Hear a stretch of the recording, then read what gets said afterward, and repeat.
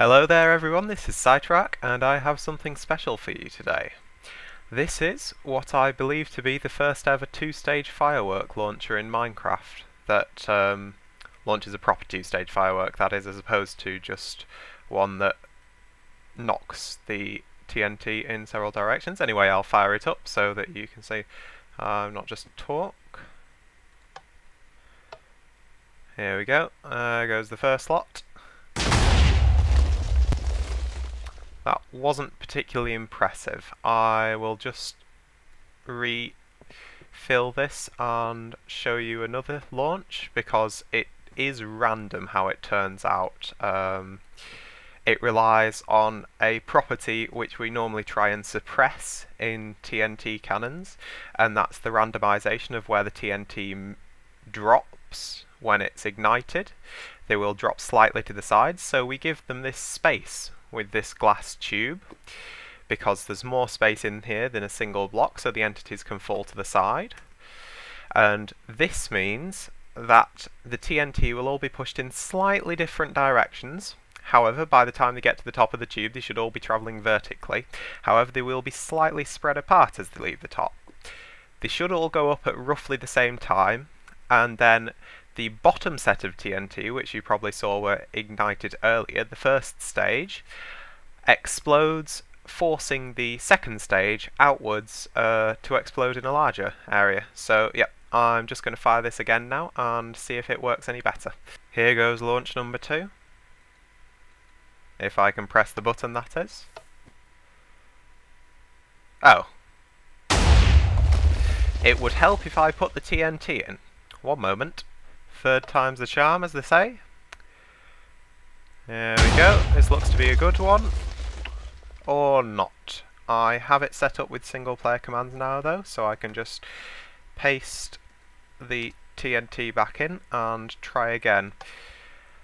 There are a lot of variables with this launcher, so you can try and fine-tune it. That was a bit much better one. I'll just show you one more for the sake of it. And then I'll show you all of the different adjustments we can make.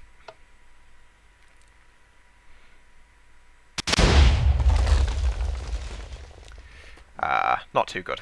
Anyway, starting off, I'll show you the basic structure. Basically, we have a box at the bottom here, which is where the propellant TNT is, and this can hold up to 16 TNT. I'll just get my cursor up to show you.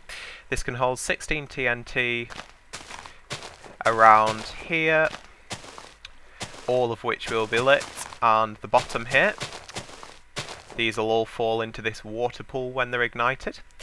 I tend to run it with 12 TNT in this pattern. It will work with 8, I believe, but it would be a bit more risky. Then we fill up all of this. You can change the separation between the stage 1 and stage 2 shot, so you can at the moment I've got it set up for 5 explode at stage 1 and 9 explode at stage 2, and they are all slightly staggered. We've got these repeaters up that power the live wire up here, the live wire being what we're using to light the TNT. And as you notice, this is where stage 2 starts here, and we have a 1 tick, a 1 tick, 2 tick, 2 tick, 3 tick, 3 tick, and then some 4 tick ones at the top. And I like this because it means that the TNT is not all exploding at the same time, though you can do that. And yeah, you can fiddle around with these, you can fiddle around with the delay between the two stages, the delay between, just get rid of this is an odd duplication thing that happened when I copied at some point. The delay between the propulsion TNT being lit and stage 1 being lit.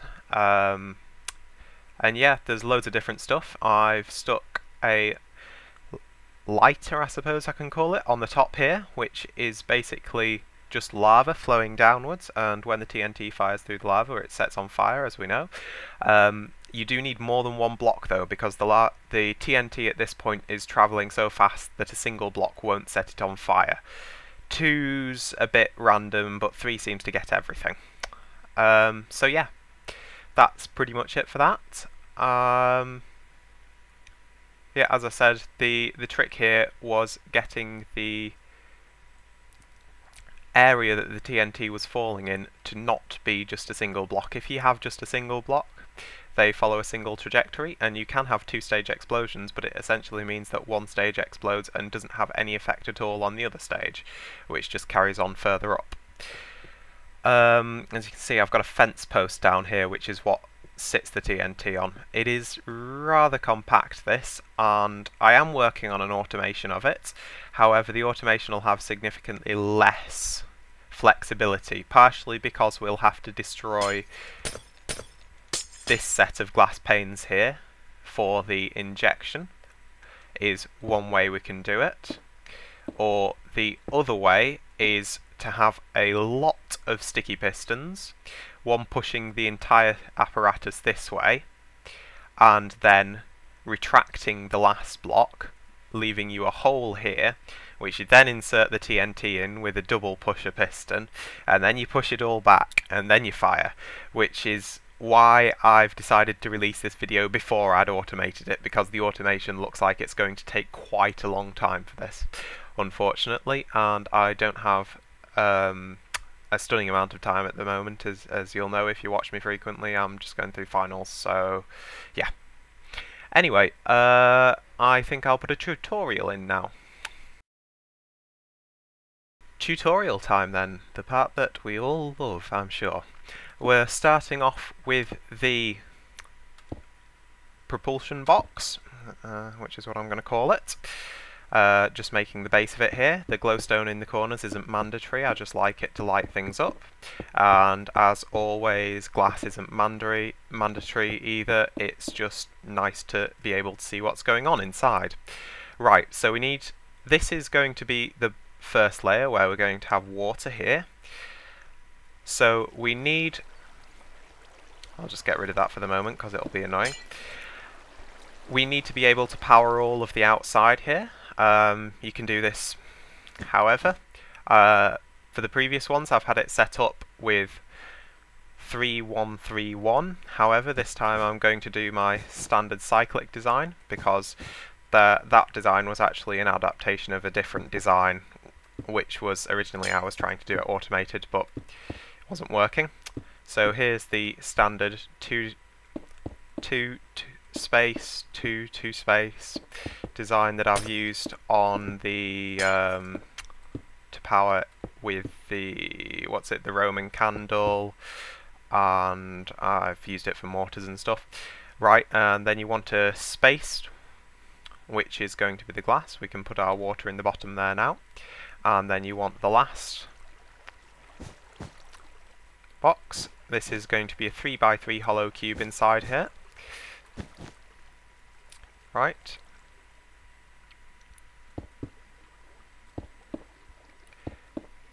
Like so, and this is all our live spaces done. And then we put the lid on. We do have to leave one of these spaces free, because we've got to put a wall there, but we can do that later. And we don't want to fill in the middle 9 because we'll get round to those when we do the launch tube. However, we do want to come in one from here where the TNT is going to be. Don't use a glass there, there's no need to, and put our fence post there. Right, and then on one side we put 2 blocks like that.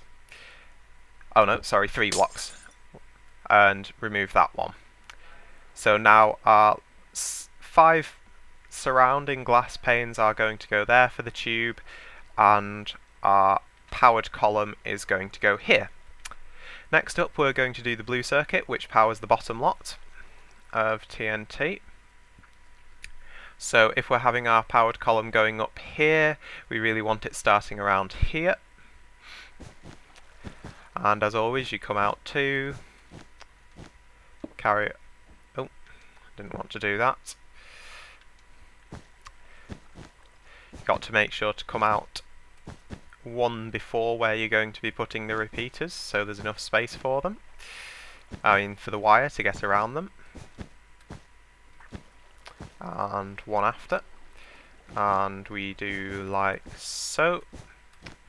And then we put our repeaters in. We have one tick here, one tick here, one tick here, one tick here, a tick here, two ticks, and two ticks here. Usual drill. Redstone all around.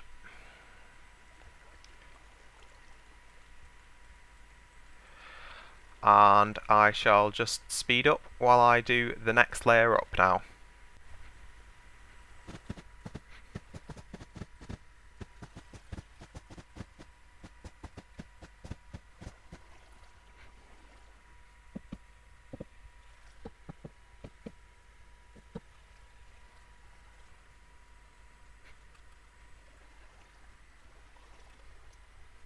Now you'll notice that I've not put a block here. This is because since we want both of these rows to activate at exactly the same time, the easiest way to get that done is to put glowstone here instead of a wool block, because glowstone counts as a transparent block even though you can put redstone on top of it. And do that, and now if we have a button, which is the one thing I forgot, here, that powers all 18 of the places where we can put TNT simultaneously. We shall just make ourselves a way in here with a... Oh, we can use a pressure plate actually. I was going to use a sign, but it doesn't really matter. And that... Oh, saying that we can't use a pressure plate, sorry. I didn't realise you couldn't put them on glass, which was an obvious thing really, since it's a transparent block. No, we don't want to say D. Just a nice blank sign will do. Okay, that's our easy way in and out, and we can put TNT in there whenever we like. Okay. Actually, scratch that. You want a glass there, because when the TNT down here lights, you don't want it going where the sign is. Right, next up we are going to do the launching tube itself. So I'll just get the materials out for that actually. Okay, I've got everything out. Right, you'll see this place where we left a space before is where we're going to put a green here. And the green circuit is what's going to send power into the red circuit here. So we have 14 live ones, but we only want 13 red blocks because the top one is going to be has to be non-flammable because of its proximity to lava. So 1, 2, 3, 4, 5, 6, 7, 8, 9, 10, 11, 12, 13, 14, and I avoided this because we can just do that quickly. 14. I like this swirly stone, though it doesn't really go too well up there. Doesn't matter though. Right, so now we want to stagger our inputs to the red here. Go up to one block beneath the top so we don't go up there. And then on this side we're powering this block and this block and so on. And that's all 14 powered when we put our repeaters down here. I'm not going to set the times for the repeaters now because that's one of the customizations you can do. A repeater there. That's why we needed a solid block instead of glass. Okay, that will be able to provide redstone signal to each of the 14 live blocks. We'll just put redstone down here for the moment, and then we'll come around here and we'll create the actual tube itself. Now this time I'm using iron bars instead of actual glass panes as opposed to fake glass panes, I suppose. There's a reason for this. If you're in survival and you want to reload this cannon, with glass panes it's an absolute pain in the backside. Unless you haven't got the lava on top, because you do have to destroy the glass pane and you don't get any back from it now, I don't believe. So yeah, this is to avoid that. We're using iron bars because you do get iron bars back when you destroy them. as far as I know. I've not really played around with them much in survival yet. I suspect I will be doing soon though. I've got plans for a storage system in my Let's Saw, which is probably going to be vastly over the top. I'm just talking as I'm doing this, because you can see what I'm doing. It's easy enough. And then down here, that's the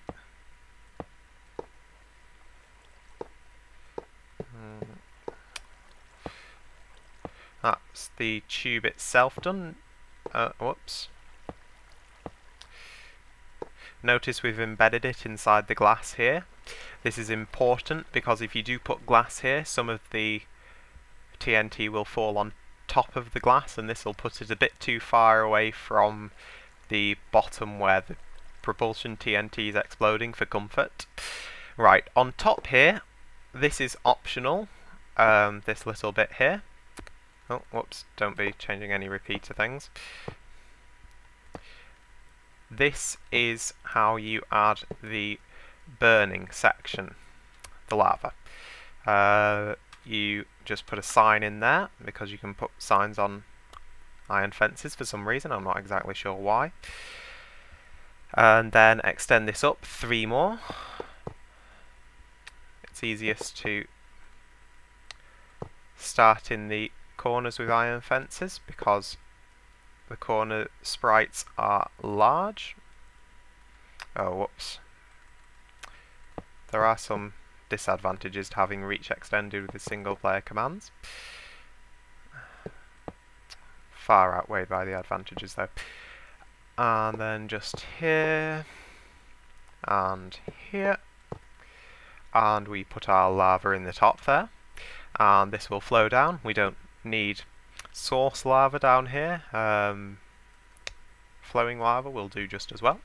Right, that's that done. So now we need to wire these up. Now I'm going to do this the same as the one I've got over there, with 5 at the 5 in stage 1 and 9 in stage 2, because I think that works quite well. But it should be easy enough to change it if you can follow along. Oh, whoops.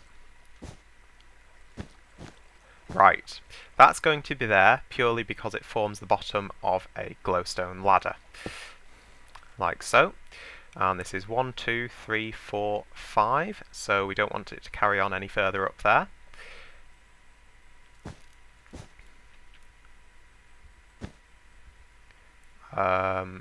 Whoops. Like so. Then glowstone here and here.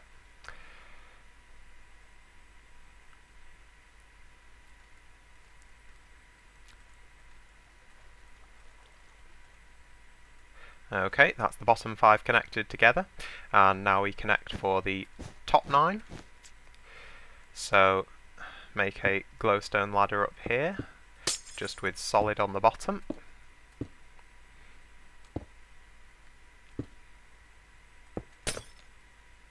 And another one here.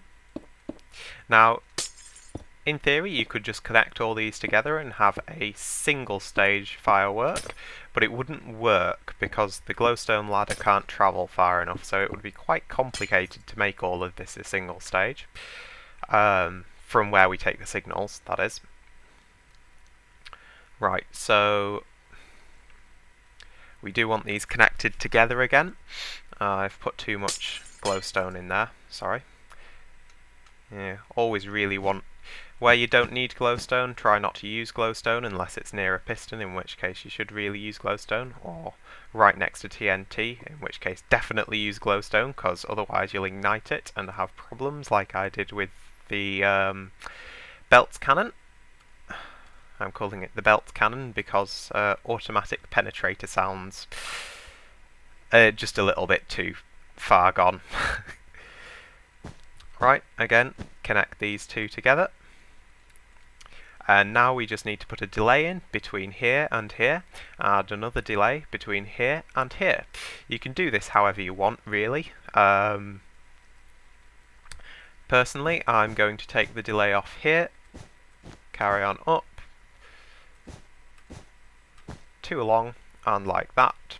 So we can put our repeaters here, here, and this will send power into this block, which will ignite this redstone. Ignite, that's an interesting way of putting it. Oh, that's not going to work. Whoops. Oh, that's fine. We shall just... Oh, dear.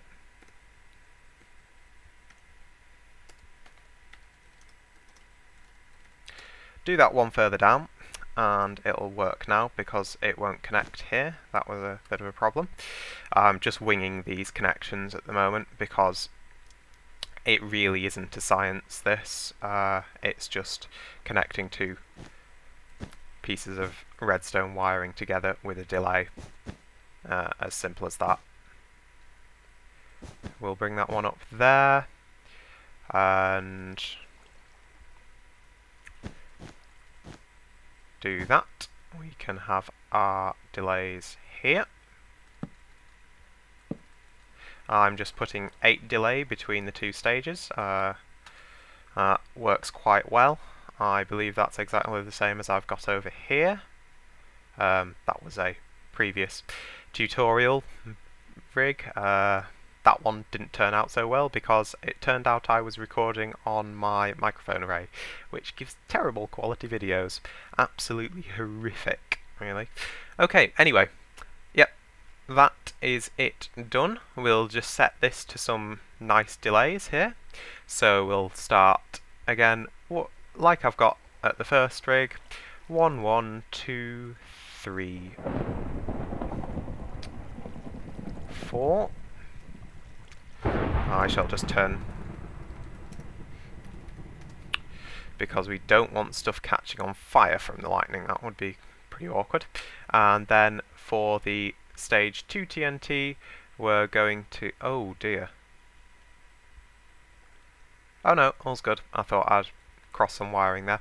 1, 1, 2, 2, 3, 4, 4, 4, 4, because we don't want TNT landing on top of other TNT that's not ignited yet. Okay, now to fill her up, we just need to get some TNT out. That's it.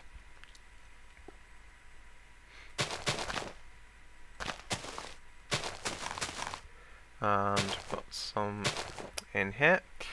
Notice that while the arrangement of the red blocks, again, as I said, it's different from the one we've got in the original, but it works exactly the same. And then here, I suppose you could put a door on these iron bars somewhere, but it's not really worth it, since they do destroy properly.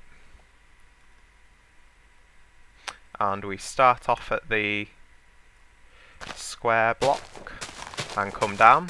Don't be disconcerted by the TNT connecting to the edge. As soon as it turns into an entity, it disconnects and that's no longer a problem. Don't go down to the glass or you will have stuff exploding in the tube, and that will not be good. And then we just cover this over with... Oh dear, that was not what I intended to do. With the iron bars. And voila, we are done. That is it. It is as simple as that. It just required a bit of non-standard thinking. As you saw, that was quite an impressive one compared to what we've had before. Yep, the leap in logic was not constraining things to a single space. Anyway, that's it for this video. Thank you for watching. I hope you've enjoyed or learnt something new. It's always nice to be able to share knowledge. If you've got any improvements or any other comments or anything at all to say, please post it below. Please give me a rating if lets me know how I'm doing, and if you want to see more of me, subscribe. Thank you for watching. This is seiterarch signing out.